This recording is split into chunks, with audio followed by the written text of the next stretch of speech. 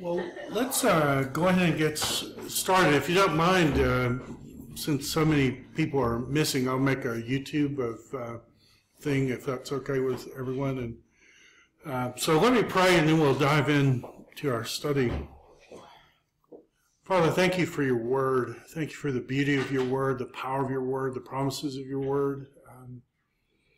There are so many things in your word that are easy to understand, and then there are things like tonight where they challenge us. So we come to you as a good father and as the perfect communicator, and I pray that you would help us ask good questions, and I pray that because we're here that you would help us understand your word better.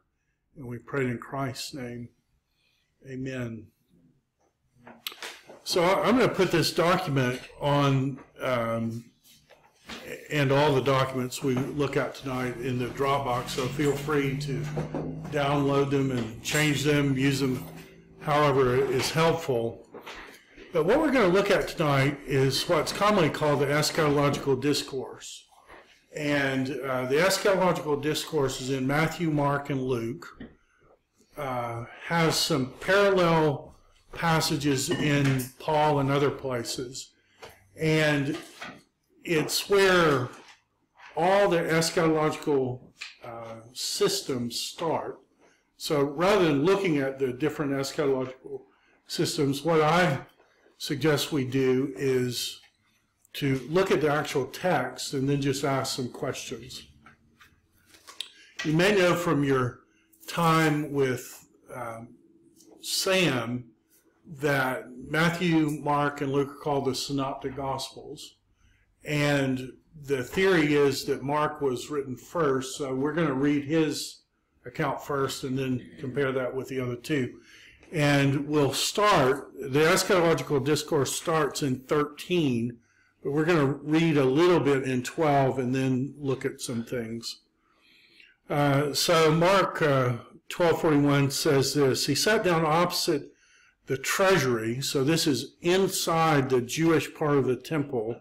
It's part of the women's court, and Jesus is there, and they're looking at people give money, so they're sitting there, and they're putting money into the offering box. Many rich people put in large sums, and a poor widow came and put in 2 small copper coins, which make a penny. And he called his disciples to him and said, "Truly, I say to you, this poor widow has put in more than all those who are contributing the offering box. For they all contributed out of their abundance, but she out of her poverty has put in everything she had, all that she had to live on." As they came out of the temple, one of the disciples said, "Look, teacher, what wonderful stones, what wonderful buildings." And Jesus said to him, I think we're going to have to change this view to print view. Can you still see that? Or as he sat down on the Mount of Olives opposite the temple, let's read this part. See what wonderful stones and wonderful buildings. And Jesus said to him, "Do you see these great buildings? There will not be left here one stone upon another that will not all be thrown down." So what's going on? They're in the temple, and as they're going out, the disciples comment on the beauty of the temple, and Jesus says this temple is going to be destroyed. They go from the temple to the Mount of Olives. Now, if you ever have the privilege to go to Jerusalem, that's about a mile where they're going to go. But the change in elevation is thousands of feet. So it's a vertical mile, but Jerusalem's on top of a mountain. The Mount of Olives is higher. And you go down to the Kidron Valley, and then you go up the Mount of Olives. So they're walking out the front door of the temple and walking down the Kidron Valley up to the Mount of Olives, and they're going to look back. So this is called the Olivet Discourse. That's why it's called that. And it's about a mile, and you're just looking across kind of a big valley. As he sat on the Mount of Olives opposite the temple, Peter and James, John and Andrew asked him privately, "Tell us, when will these things be, and what will the sign be when all these things are about to be accomplished?" So if we're just reading Mark, Jesus has said the temple's going to be destroyed, and the disciples asked two questions. They're really the same question: when's it going to happen? As he sat down on the Mount of Olives, Peter, James, and John said, "When will these things be, and what will be the sign when all these things are about to be accomplished?" If we just read up to there, there's nothing about the end of the world. There's nothing about eschatology. It's simply talking about the temple being destroyed, at least here. Jesus began to say to them, "See that no one leads you astray. Many will come in my name, saying, 'I am he,' and they will lead many astray. When you hear wars and rumors of wars, do not be alarmed. This must take place, but the end is not yet." So this word "end" in Greek is telos. Like we get the teleological ethics as the end justifies the means, the telic proof for God that the universe seems to be created with the end in mind. That's where it comes from, this word. And is this talking about the end of the world, or is this talking about the end of the temple? So that's what we're going to have to decide when we look at this and the other passages. But that's our word here, end. "For nation will rise up against nation, kingdom against kingdom. There will be earthquakes in various places. There will be famine. These are but the beginning of the birth pains. But be on guard, for they will deliver you over to councils, and you will be beaten in synagogues, and you will stand before governors for my sake, to bear witness before them. And the gospel must be first proclaimed to all the nations." And so right here, people start wondering, okay, it looks like they're talking about the destruction of the temple, but is this talking about the end of the world or not? And that's what we're going to have to look at. "The gospel must be proclaimed to all the nations. And when they bring you to trial and deliver you over, do not be anxious beforehand what you will say, but say whatever is given you in that hour. For it is not you who speak, but the Holy Spirit. And brother will deliver brother over to death, and father his child, and children will rise against parents and have them put to death, and you will be hated by all men for my name's sake. But the one who endures to the end," and see, that's our word telos again there, "the one who endures to the end will be saved. But when you see the abomination of desolation standing where he ought not to be, let the reader understand. Then let those who are in Judea flee to the mountains. Let the one who is on the housetop not go down, nor enter his house to take anything out, but let the one who is in the field not turn back to take his cloak. And alas, for 2 women who are pregnant, and for those who are nursing infants in those days, you pray that it may not happen in winter. For in those days there will be such tribulation." And so this is where you start getting what's commonly understood as end of the world language. This is the same word as great tribulation. In fact, this is where it comes from. There will be such tribulation as has not been from the beginning of the creation of God, which God created until now, and will never be again. And if the Lord had not cut short the days, no human being would be saved. But for the sake of the elect whom he chose, he shortened the days. And if anyone says to you, look, here is the Christ, or look, there he is, do not believe it. For false Christ and false prophets will arise and perform signs and wonders to lead astray, if possible, the elect.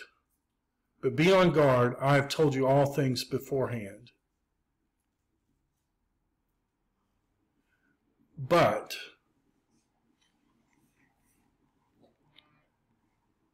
I always kind of misfires when I put it in a chart. But in those days, after that tribulation, the sun will be darkened, and the moon will not give its light. The stars will be falling from the heavens, and the power in the heavens will be shaken. Then they will see the Son of Man coming in the clouds with great glory, and then he will send out his angels and gather his elect from the four winds and from the ends of the earth to the ends of heaven. From the fig tree, learn its lesson. Now, remember how I told you they're in the tabernacle and they go down the Kidron Valley and up? Do you remember when Jesus curses the fig tree? They're in the Kidron Valley. So he curses the fig tree and he says, say to this mountain. What mountain are they talking about? They're talking about the Temple Mount. So, again, is this the end of the world? Is this the end of the temple? Learn the lesson from the fig tree. As soon as its branch becomes tender and puts out its leaves, you know that summer is near. So also, when you see these things taking place, you know that he is near at the very gates. Truly I say to you, this generation will not pass away until all these things take place. Heaven and earth will pass away, but my words will not pass away. 32. But concerning that day and that hour, no one knows, not even the angels in heaven nor the Son, but only the Father. Be on guard, keep awake, for you do not know when the time will come. It is like a man going on a journey, when he leaves home and his servants are in charge, each with his work, and commands the doorkeeper to stay awake. Therefore stay awake, for you do not know when the master of the house will come, in the evening or at midnight, or when the rooster crows, or in the morning, lest he come suddenly and find you asleep. And what I say to you, I say to everybody, keep awake. So what do you find interesting about just reading through Mark like that? You've seen the issue. Sorry. Go on. No. One thing that I was curious to me, and I was reminded of in this reading, is when he starts to talk about, this is even sort of not the main question that you're talking about, but when he's talking about seemingly the destruction of the temple towards the beginning, and then he starts talking about persecution, and he's talking about his disciples being persecuted. And I was wondering, sort of, what is the relationship of the temple to Christians at that point, if it wasn't destroyed? I mean, like, what, it seems like it would be, I mean, they are Jews, but why, is he just lumping them in with Jews, that they're going to be persecuted when they're in the temple, but like going before, you know what I mean? I thought that was interesting to me. Until 70 AD, who is the main persecuting power? The Jews, right? The Jews. Yeah. Right. And their assembly room is in the temple. where Jesus stood and judged is a room on the side of the temple. And that just complicates things, doesn't it?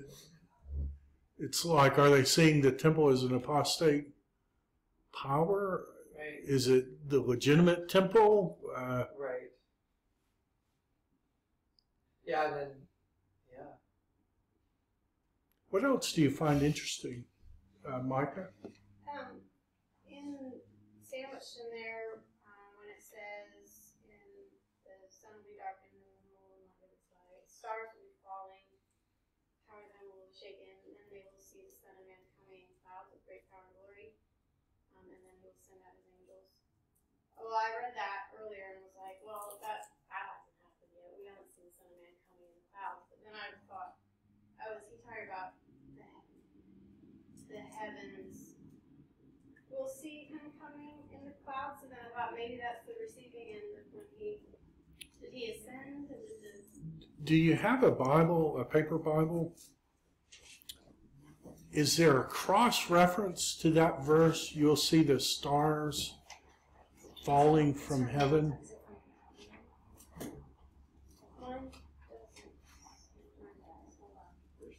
What is it, Mark? What? But I did look up the stars in, like, I don't know, the letter Bible. It looked like it was like a singular. It's actually a quotation from the Old Testament. So what should we do? What do we always do? We should find the cross-reference and read it. Find the cross-reference and read it. So what's the verse? What's the verse number that we're looking at? It's from Exodus. It's Exodus 10, 21 through 23. Some consider this to be entirely literal language. Others take it as a mixture of literal and poetic language. Still others take it as entirely poetic. That's helpful, isn't it? Judgment on nations and governments. The idea of stars falling and the heavens being rolled up is mentioned elsewhere in the New Testament, Peter and Revelations. However one interprets these events, it is clear that all creation will be radically transformed at the return of Christ. Isaiah 65:17 and Revelations 21:1. Any footnotes to an actual verse in the Old Testament?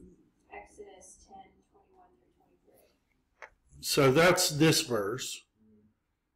Then the Lord said, are you going for Daniel? Is that what you're asking? it wasn't Daniel, but we can look at that one too. We should look at all of them. I got Isaiah. Isaiah 14, 12, 13, 10. 34. 13:10 is the one. What does start? It's like Bingo! Sorry. We should just look at all of them. We should. Okay. So call out the ones. Every cross. If you're confused about a passage in the Bible, the best commentary on the Bible is the Bible. So just read all the cross references and see where it takes us. So we're at Exodus 10:21 that says this: the Lord said to Moses, "Stretch out your hand toward heaven, that there may be darkness over the land of Egypt, a darkness that is to be felt." Moses stretched out his hand toward heaven, and there was pitch darkness in the land of Egypt 3 days. They did not see one another, nor did anyone rise from his place 3 days, but all the people of Israel had light where they lived. Okay, that's one cross-reference. What are the other cross-references? Isaiah 13:10. So Isaiah 13:10.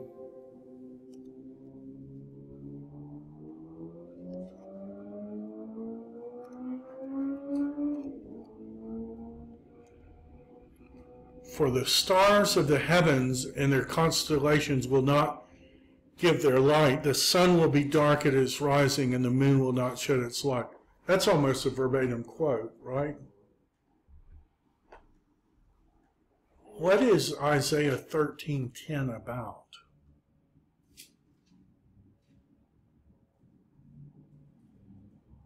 How would we find out what Isaiah 13:10 is about? Reading all of Isaiah. Well, yeah. How about the chapter? Judgment of Babylon. This is an oracle concerning Babylon. On a bare hill, this is all about the judgment of Babylon. Wail, for the day of the Lord is near. Be dismayed. Pangs and agony will seize them. They will be in anguish like a woman in labor. That's quoted in the passage we read, is it not? Behold, the day of the Lord comes, cruel with wrath and fierce anger. The stars, this is talking about Babylon being destroyed. When was Babylon destroyed? Babylon was destroyed in 539 BC.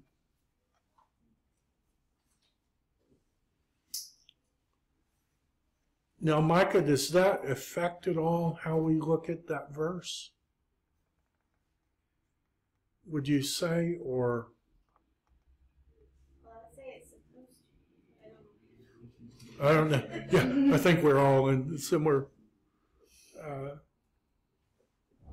What's 34:4? Isaiah 34:4. All the host of heaven will rot away. The skies will roll up like a scroll.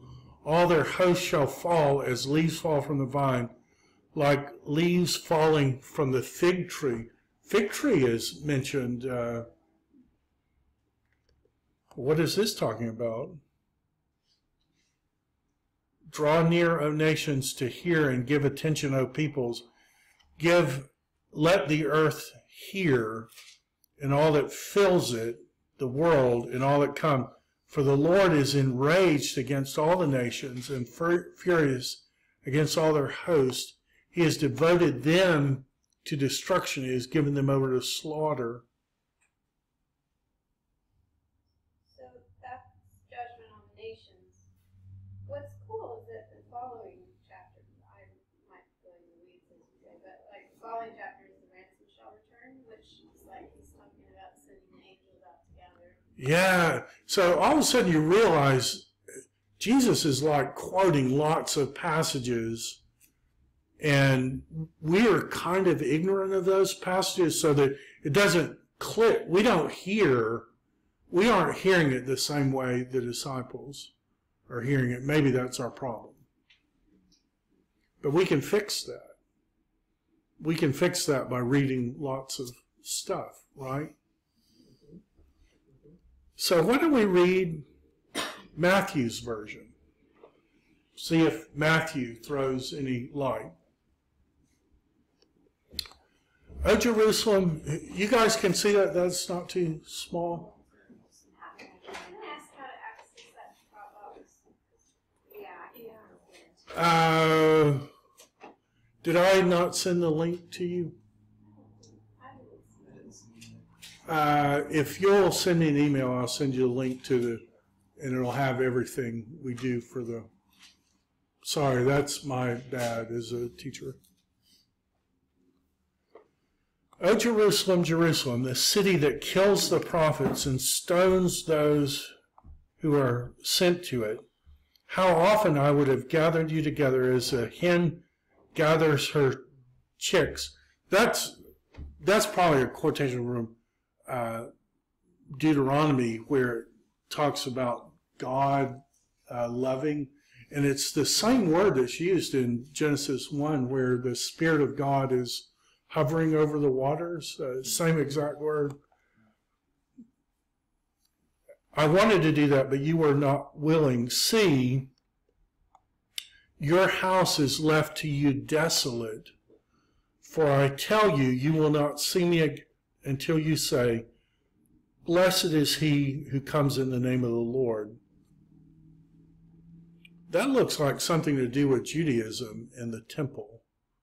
to me, not the end of the world. Jesus left the temple and was going away, and his disciples came to point out the buildings of the temple. And he answered and said, "Do you see these? Do you not? Truly I say to you, there will not be left here one stone on another that will not be thrown down." As he sat on the Mount of Olives, his disciples came to him privately, saying, "Tell us when these things will be, and what will be the sign of your coming, and what will be the sign of the end of the age?"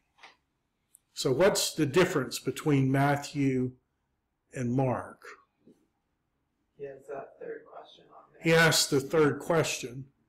Okay, but here's where it's going to be complicated for us. Like it's not complicated enough. Exactly. Sorry. What does the end of the age mean? Right. And if we look at it, this is Matthew 24:3.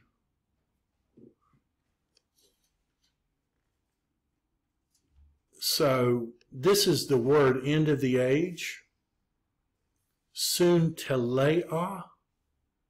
Can you hear that word telos in the middle of that word? So, okay, so what is this the end of like human life on earth, or is it the end? Is the end in Mark the end of the world? And you see that these are those questions are related.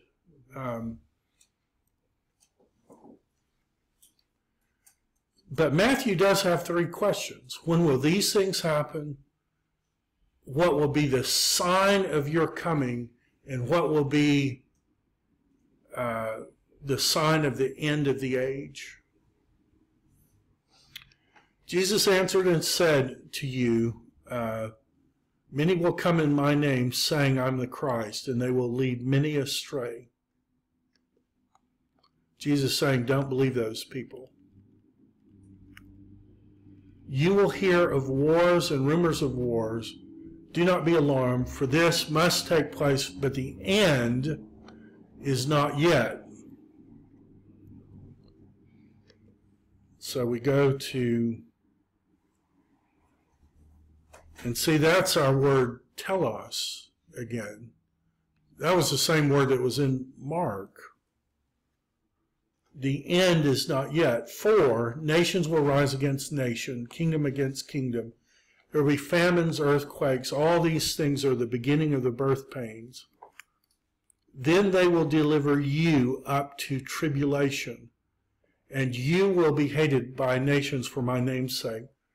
Then many will fall away and betray one another, and many false prophets will arise and lead many astray. And because of lawlessness will be increased, the love of many will grow cold.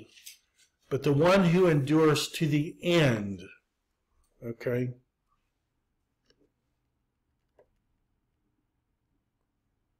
See, that's our word again, to the telos. The one who endures to the telos will be saved. This gospel of the kingdom will be proclaimed throughout the whole world as a testimony to all nations, and then the end will come. Same word, telos. So when you see the abomination of desolation spoken of by the prophet Daniel standing in the holy place, let the reader understand. Then let those who are in Judea flee to the mountains.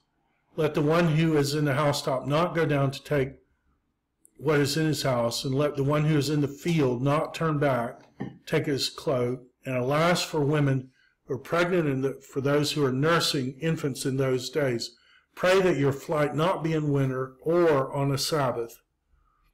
For then there will be great tribulation. So this is where we get the term great tribulation from, megalephlipsis. Such as has not been from the beginning of the world until now, and will never be again. For if those days had not been cut short, no human being would be saved. But for the sake of the elect, those days will be cut short.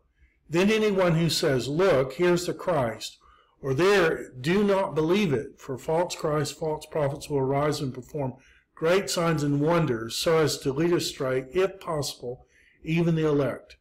See, I have told you beforehand. So if they say, look, here he is in the wilderness, do not go out. If they say, look, here he is in the inner rooms, do not believe it. For as the lightning comes from the east and shines as far as the west, so will the coming of the Son of Man be. And then look what Matthew has added that Mark doesn't tell us. Wherever the corpse is, there the vultures will gather.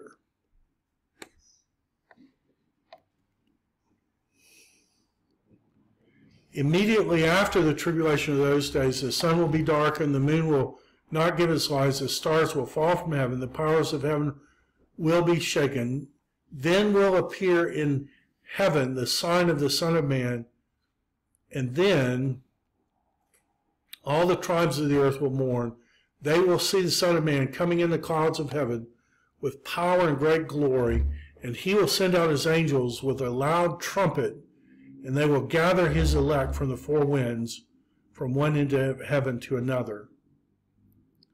From the fig tree learn its lesson. As soon as its branch becomes tender and puts out his leaves, you know that summer is near. So also, when you see all these things happen, you know that he is near at the very gates. Truly, I say to you, this generation will not pass away until all these things take place. Heaven and earth will pass away, but my words will not pass away.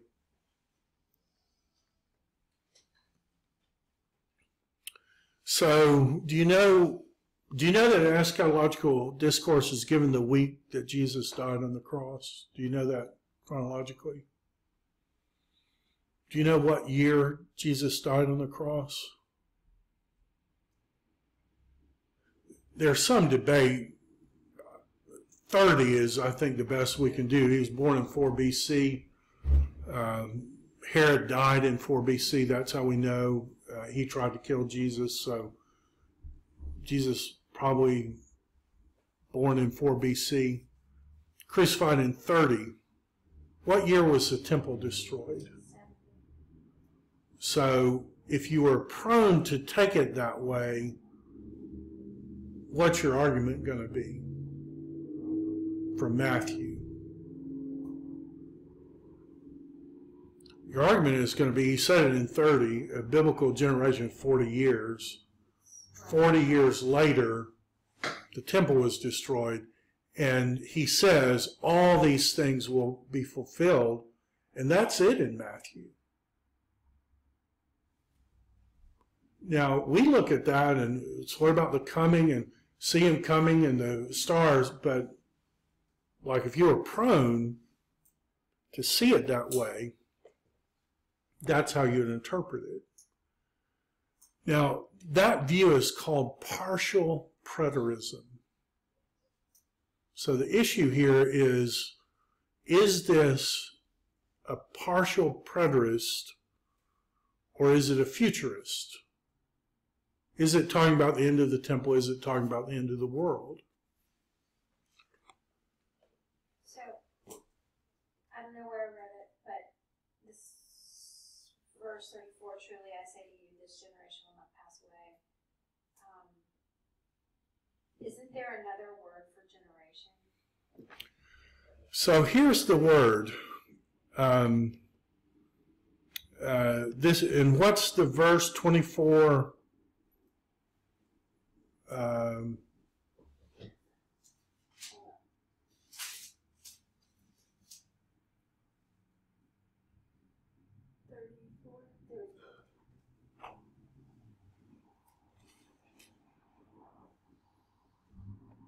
So here's the the word generation, this generation.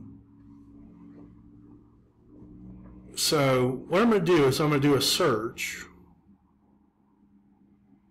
And I'm going to say search everywhere that word appears. And it appears a lot of places, 282 times.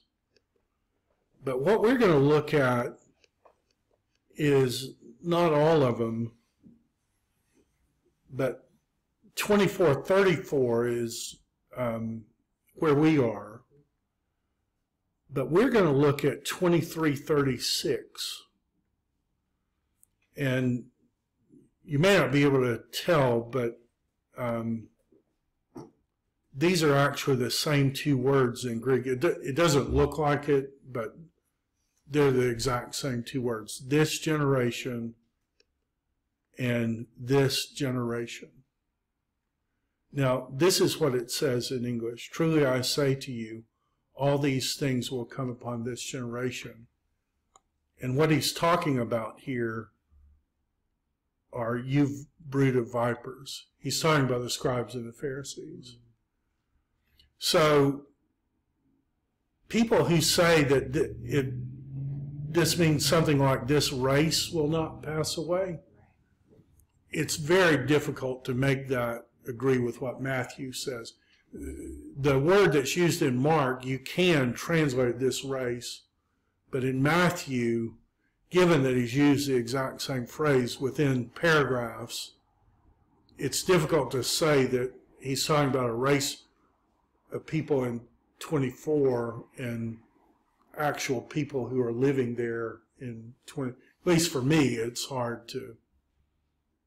That's normally not how words work. I mean, if you use the same exact word, within sentences of each other, they usually mean the same thing unless there's like massive clues. But some people will take it that way, that it's this race, this Jewish race of people will not pass away. Let's look at Luke. So we've read these, and we saw that Matthew gave us some more information. Maybe Luke will give us some more information. So this is what Luke says. Jesus looked up and saw the rich putting their gifts in the offering box. He saw a poor widow put in 2 small copper coins. He said, "Truly I say to you, this poor widow has put in more than all of them, for they contributed out of their abundance, but she out of her poverty put in all that she had to live on." And while some were speaking of the temple and how it was adorned with noble stones and offerings, he said, "As for these things, you see, the days will come when there will not be left here one stone on another that will not be torn down."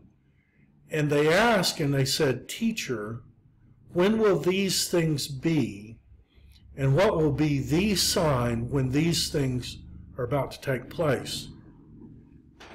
How is Luke interpreting the disciples' question? Well, it makes you think that they're having this discussion within the temple itself. Right. There's no differentiation. They didn't remove themselves. Yeah. It looks like in Luke, they're only talking about the destruction of the temple. Well, let's see. He said, so they said, when is it going to be and what will it be the sign it's about to happen? He said, "See that you are not led astray. Many will come in my name saying, I am he. And the time is at hand. Do not go after them. And when you hear of wars and tumults, do not be terrified. For these things must first take place.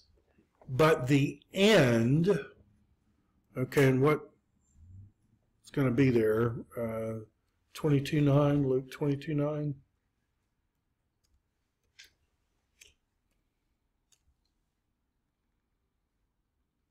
Uh, 21:9.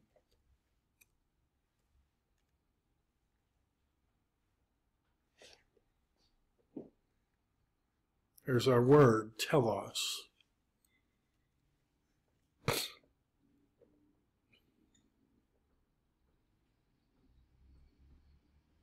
but the end will not be at once. Then he said to him, nation will rise up against nation, kingdom against kingdom. There will be great earthquakes, and in various places famines and pestilences, and there will be terrors and great signs from heaven. But before all this, they will lay their hands on you and persecute you, delivering you into synagogues, and you will be brought before kings and governors for my sake. This will be your opportunity to bear witness. Settle it therefore in your minds, and do not meditate beforehand how to answer, for I will give you mouth and wisdom, which none will be able to withstand or contradict. You will be delivered up, even by parents and brothers and relatives and friends, and some of you they will put to death. You will be hated by all for my sake, but not a hair of your head will perish. By your endurance you will gain your lives.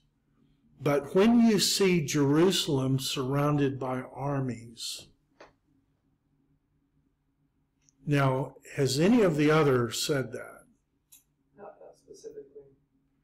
Say wars and rumors of wars. And they use this word abomination, but Luke spells it out. It's armies. Then know that it's desolation. So do you see this abomination of desolation is connected to Jerusalem surrounded by armies? Its desolation has come. Then let those who are in Judea flee to the mountains. When you see that happen, get out. Get out right then and there. Let those who are in the city depart, and let not those who are in the country enter it, for these are the days of vengeance, to fulfill all that is written.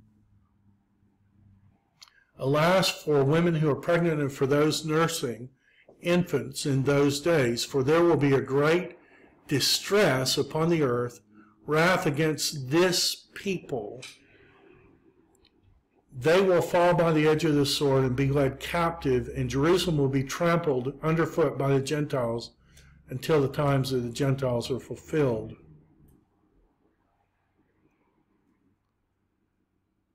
Then there will be signs in the sun and moon and stars, and on the earth distress of nations in perplexity because of the roaring of the sea and its waves, people fainting with fear and foreboding what is coming on the world, for the powers of the heavens will be shaken. Then they will see the Son of Man coming in the cloud with great power.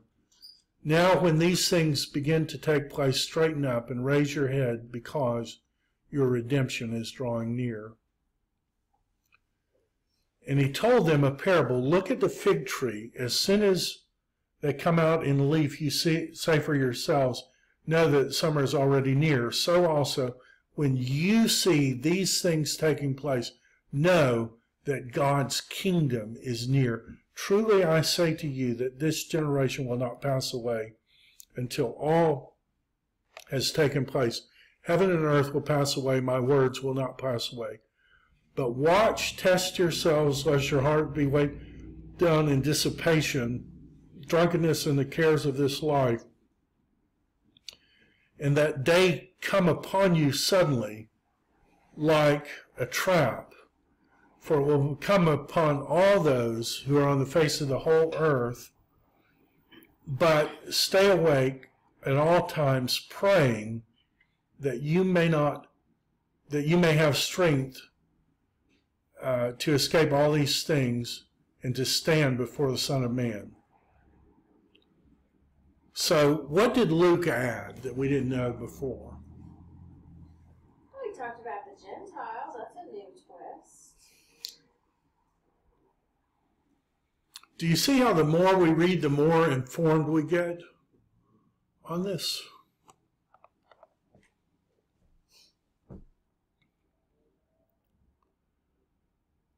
So what about the rest of the New Testament? What are parallel verses?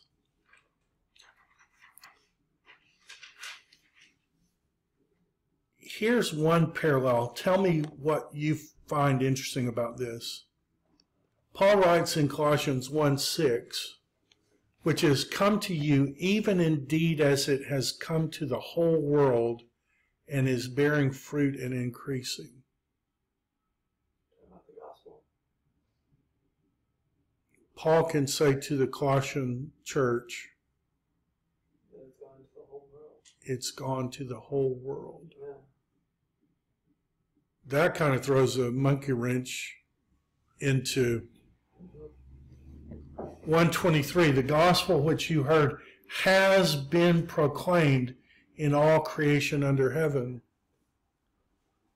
Revelation 14:6, I saw another angel flying directly overhead with the eternal gospel to proclaim to those who dwell on the earth, to every nation, tribe, language, and people. Of course, that's probably picking up the promise to Abraham. Daniel 8:13, then I heard the Holy One speaking. Another Holy One said to one who spoke, for how long is the vision concerning the regular burnt offering, the transgression that makes desolate, and the giving over of the sanctuary to the host to be Do you see how that's picking up this abomination of desolation? Give ear, O Lord, open your eyes, see the desolation of us and the city where your name has been called upon it, for we do not make request in our prayers before you on the ground of our righteous acts, but because of your mercy. Desolations, abominations. That's what they're quoting. They're quoting Daniel 9.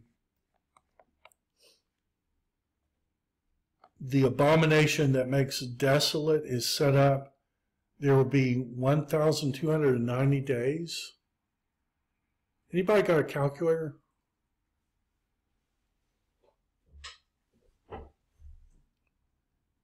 If you did not divide 360 days into 1290, what do you get?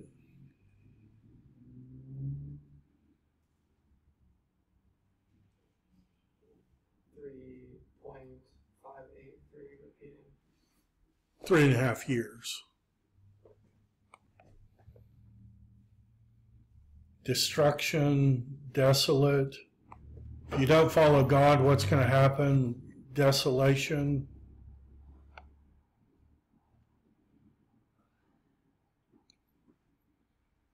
Okay, do you still feel a little confused? We know more than we did when we started, but we're still confused, right? How many of you have ever heard of the Christian flight to Pella?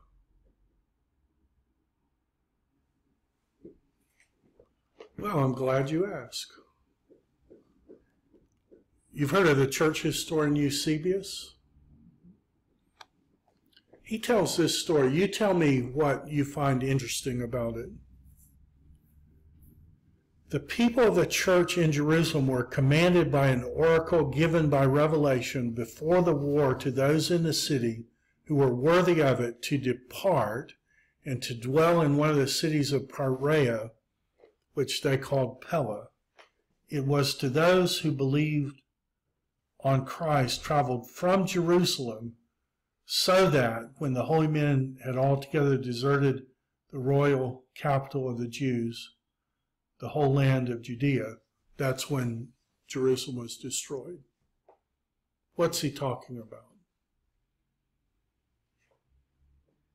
Fly to the mountain. Was there... Right. He's talking about that thing in Luke. When you see get out. And what happened is Jerusalem was besieged, and Jerusalem's a little bitty place. You can walk corner to corner in 15 minutes. It was besieged during a feast. And what happens in a siege is they just starve you to death. There's no way food to get in, and you end up running out of water and food, and you end up eating dead bodies, and it's hard. And you die when you can no longer defend. That's when they take the city. Christians were caught in that siege. And for some reason, one of the historians says that the Roman army heard that they're going to be attacked by the Egyptians, so they broke the siege. And when they broke it, the Christians got out. All of them got out, fled to a place called Pella. The siege was reinvested, and all of those people died. That's called the Christian flight to Pella. Where is Pella? Well, Pella, two L's. You know the Jordan River? You know a map of Israel and the little lake and the Dead Sea and the Jordan River? Pella is just over the river in the Jordan. Different province, not Jewish anymore, pagan. Christians fled there. None of them died.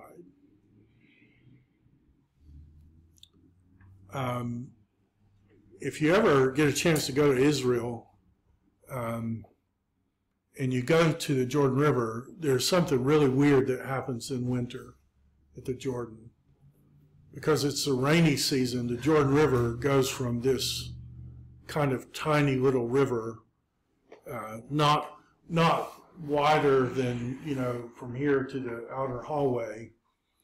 It goes from that, a thing that you could practically walk across, it goes from that to this raging river that would wash your house away. I've been there in the winter at Caesarea Philippi, by where the Jordan River starts, and the water there is rushing. It seems like hundreds of thousands of gallons per second. It'll scare you there's a path you walk by, and the water is just, it reminds me of the Colorado River when they let the dam out. What did Matthew, Mark, and Luke say that people should pray? Pray that you don't just leave them. How would that relate to the Christian flight to Pella? Impossible. Impossible to get across the Jordan River. What about if you're pregnant? Or if you're nursing children? Do you see how that whole Christian flight to Pella may massively inform this? Now notice that event is being called the Great Tribulation. So help me in terms of interpretation. What's the issue that we're... How could that be the greatest tribulation of all time? Is the problem. Right. How could it be the greatest? When Titus describes in Josephus, Titus saw people eating their own children. Titus saw people throwing dead bodies over the wall. And Titus says to Josephus, God's doing this. I'm not doing this. This is too horrific. So do you see that how you make an assumption is going to massively impact how you interpret this? Now, I don't know how you feel, but I'm like looking at the data and I'm saying to myself, I can make a really good case for futurism, but I can make a really good case for partial preterism too. That tells me I'm going to be very careful about what I build on this, because I haven't settled these details. And you know where it says Jerusalem was surrounded by vultures? If we went and looked at the Greek word there, it's also the word eagles. And what's true on the Roman flags? There's so it's like, oh my goodness, there's a lot here. And what we're going to do is take a break, and we're going to look at more confusing stuff, but maybe it's going to help us. So take a 10-minute break, and we'll come back and we'll look at more information.